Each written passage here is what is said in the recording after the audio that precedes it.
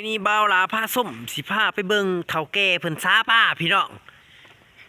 เพิ่นซาป้าได้พี่น้องหลังจากพ้นเอื้อนเนาะหลังจากพ้นเอื้อนแล้วเพิ่นจะซาป้า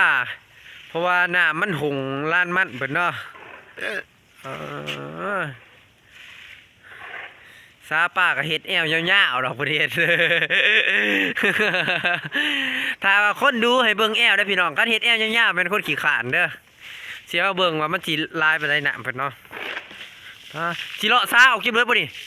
อู้มันหงได้นี่เนาะเปียกเบิดกองมัดได้นี่ฮะมันซึมเข้าเบิดมันเต็มผืนเ1ด้งวดก่อนมันตกบ่แห้งตายอู้ไอ้น้อยงวดก่อนมันตกบ่แห้งเนาะวันนี้มันเต็มแล้วมันไหลเข้าโอ้ยพี่น้องก็สิซาแล้วป้าพี่น้องนี่ป้าเลี้ยงเนาะอู้มันไหลซึมเข่าเบิดไอ้หน่อยมันลุบพี่น้องเว้ยแม่น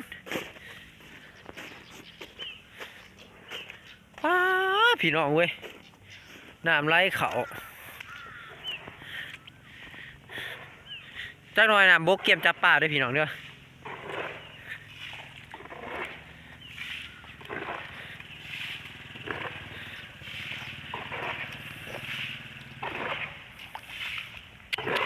เกี่ยมจับปลาจังหน่อยน้ำบกเลย